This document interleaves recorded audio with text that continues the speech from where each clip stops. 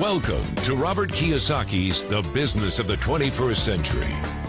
Robert Kiyosaki is recognized internationally as one of today's leading financial experts. The author of the best-selling Rich Dad, Poor Dad, his books have been translated into 51 languages in 109 countries and sold more than 28 million copies worldwide. Robert has spent his life educating people on how to attain financial freedom. Now, through this special video presentation, he explains why network marketing is indeed the business of the 21st century and how you can take advantage of its opportunities to create the life you desire. Hello, I'm Robert Kiyosaki. I'm the author of this book, Rich Dad, Poor Dad. I want to welcome you to the business of the 21st century. For those of you who may not be familiar with this book, it was published in 1997, it was a self-published book, and it went all around the world, and in 2000 it made the New York Times bestseller list. It was the only self-published book that made it. And at the same time, a woman named Oprah Winfrey called, and I went on her show to talk about Rich Dad, Poor Dad, and voila, suddenly I was a famous individual. So today this book has now sold approximately 25 million copies in 100 different countries and 50 different languages. So today, Rich Dad, Poor Dad is the #1 personal finance book ever written. So Rich Dad, Poor Dad is a very simple story of my two dads. My real dad was the head of education for the state of Hawaii. Great guy, PhD, like I said, head of education, smart guy, but he also ran for lieutenant governor of the state of Hawaii as a Republican. Unfortunately, he lost, and he ultimately died poor, so that's why I call him my poor dad. My rich dad, on the other hand, didn't finish school, but he ultimately became one of the richest men in Hawaii. So he was my best friend's father, and starting when I was just the age of 9, my rich dad began teaching me about money and business and why the rich are getting richer and why there's this big gap between the rich and everybody else today. So Rich Dad is a very simple, true story about two fathers, Rich Dad and Poor Dad, tell their two sons about money. And it was my poor dad always said, go to school, get a job, work hard, and all that stuff. And my rich dad says, you'll never get rich doing that. You'll never be a free man. So that's kind of the differences. But if I would show you a diagram of the differences here, is that in financial education, this is very simply the difference.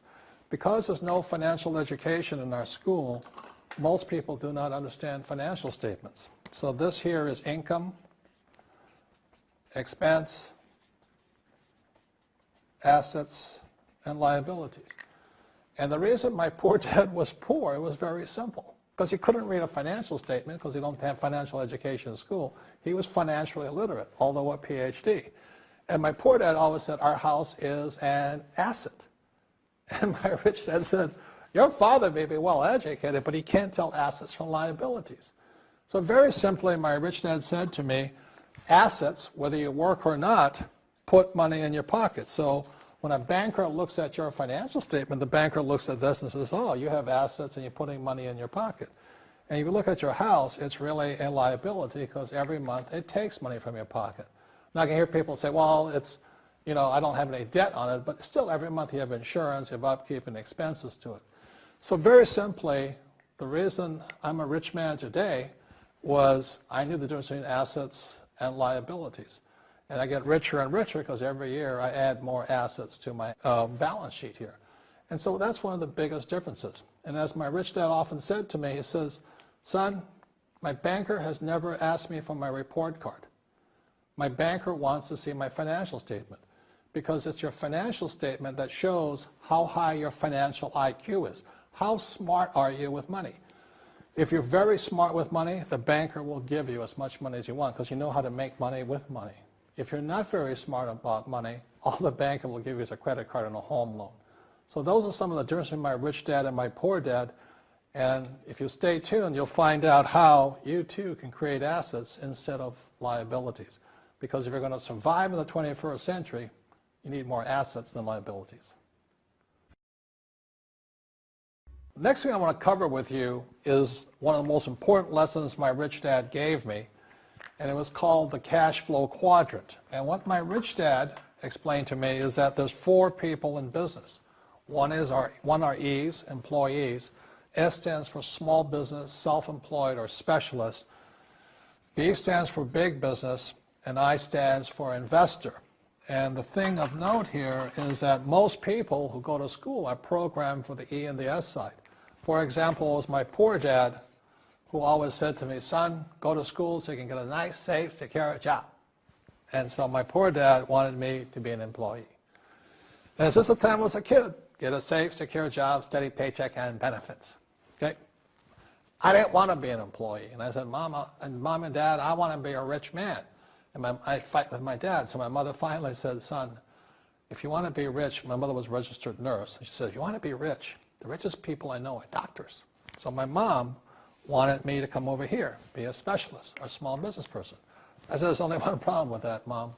Doctors are really smart. And she says, you got a good point there. I'm not going to be a doctor. So I went to school. I have a Bachelor of Science degree.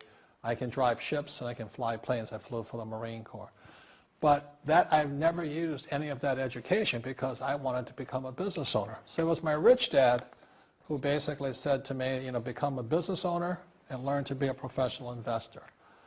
So one of the big differences here between these people is that it's called taxes. See, in 1943, in the U.S., the federal government passed a law that said employees had to pay tax before they got paid. So when you get your paycheck from your employer, you open it up, and voila, the government's always taken a sizable chunk of it.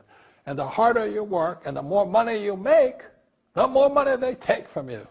So that's why it's not that good to be an employee, because you can never get ahead, because the more you work, more money you make, the greater they pay in taxes. Now, the doctors and lawyers and attorneys, accountants were all laughing, saying, oh, these guys, they're getting paying a lot of taxes. So naturally, the federal government changed the laws again. And so in 1986 in the U.S., a thing called the 86 Tax Reform Act, and it basically took a lot of the benefits away from people who are self-employed, small business, doctors, and lawyers. So today in America, unfortunately, these guys pay the highest percentage in taxes. It is tragic. And a lot of people think they're investors, but what they're really doing is they're just giving their money to people like mutual funds, companies, and all that. So they're investing, but they're not really investors. See, the big tax breaks are on this side. The laws are pretty tight here, but this area is very, very gray. So by being a business owner on the right-hand side of the quadrant, you can make a lot more money and pay a smaller percentage of taxes legally. And the key word is legally. In the investor quadrant, it is possible to make millions of dollars and pay 0% taxes legally. But you've got to know the difference. So one of the beauties of business for the 21st century is it allows people to make the transition from the E and the S side to the B side especially.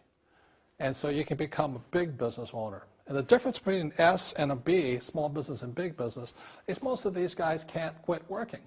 Most small business owners, if they stop working for more than a month, the business collapses. They don't really have a business. Most of these people own a job. So the beauty of business for the 21st century is it allows these people to make the transition to the B side so that you don't have to keep working hard for money, and the money can actually come in passively. Then once you have your business up and running, then I always recommend you then begin investing with your excess cash, paying less and less in taxes. And that's the reason the rich are getting richer. In this section, I want to talk to you about a different kind of quadrant. Years ago, I found out there was 4 kinds of people in the world. One type are people who must be right. These people know all the right answers. They went to school. They know everything. You can't tell them anything. This is not a good business for them because their minds are too set. Another kind of person is a person who must be comfortable. The house could be on fire, but they're still watching TV, eating a hot dog, watching what's going on in the world. These people are toast because the world economy is not coming back. The world economy has moved on. And people who need to be comfortable will probably be left behind. So the people who need to be comfortable, you probably shouldn't talk to them because you only make them uncomfortable. And they're probably not going to make the move because number one priority is being comfortable. Another kind of person is a person who must be liked. They want to please everybody. this is probably not the business for them either, because they want somebody else's approval. They want to be the good little boy or girl saying, I did the right thing, didn't I? You like me, don't you? And so they'll probably not be successful in the 21st century because they'll probably want to be liked by people who have to be right, and people want to be comfortable. All right, good, be comfortable. All right, you're very right. That's probably being liked. But the business for the people of the 21st century are people who must win. And that's where I am at. One of the best things I was taught in the Marine Corps and at military school is not how many times you get knocked down, it's how many times you stand up. When somebody knocks you back, what do? Oh, you hurt my feelings. You'll probably not be successful. The world will probably pass you by. Because as I said, the world economy is moved on. It's not coming back. So winners will win. But winning takes sacrifice. Success takes sacrifice. And these are the people who will do best in business of the 21st century. So when you're talking to people, about this business, you have to look at them and ask yourself, is this person really just going to be liked and they'll tell you what you want to hear? Or they're going to argue with you because they know all the right answers? Or they're going to get very upset with you for disturbing them? So what you're looking for in the network marketing business are people who want to win.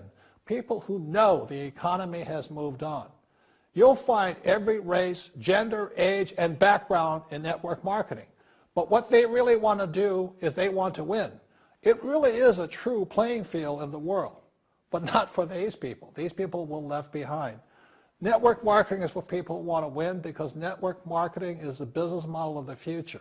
If you want the government to take care of you, then just keep doing what you want to do. It is possible for everyone to win, but the problem is you've got to commit to it. You've got to say, this is what I'm going to do. I'm going to dedicate 5 years of my life. You want to look at the leaders and say, those are the people I want to be like. Those are the kinds of people I want to hang out with. That's what you got to say to yourself. And I want to help other people do what I want to do and win in life. And that's why I support network marketing, because it really is the business for the 21st century. As an entrepreneur, I have built many businesses from scratch. And as some of you know, a lot of them crashed also. Statistics show that most new businesses fail within the first 5 years, 90% in fact. And of the 10% that survive, the remaining 10% crash in the second 5 years. So in other words, most are gone in 10 years. So I've looked at many different models, and one that stands out for me is network marketing. And the reason for that, it takes very little upfront cash. It is low overhead. You can do it part-time. It means keep your daytime job, but do this part-time. And once the business is up and running, it can generate enough income so that you can move from the left side to the right side of the quadrant. So let me tell you about my introduction to network marketing, because I had a very closed mind to it. Since I can build my own businesses, I said, why do I need a network marketing business? But about 15 years ago, I have a good friend, his name is Bill, and this guy is the best real estate investor I know. He has tons of assets in here. So I said, Bill, why did you start a network marketing business? And his answer was very simple. He says, it's my way of helping people. But more importantly, he says, the reason most people can't invest in real estate is because they don't have a business. They don't make enough money simply because taxes, debt, inflation, and retirement savings are killing them. They cannot even invest.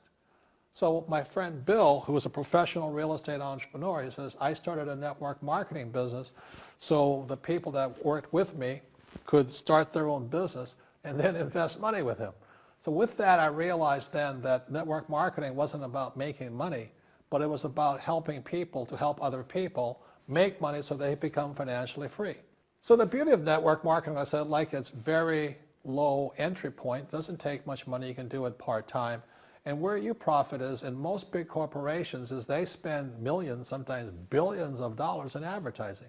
So rather than give that money to advertisers, network marketing depends on building a network. It's called word of mouth, like you recommend a movie to a best friend. So really, the reason I support network marketing, because it's not about selling. It's about people helping people build assets in the asset columns, becoming business owners, and then becoming investors, rather than going through all of this here, which most E's and S's go through.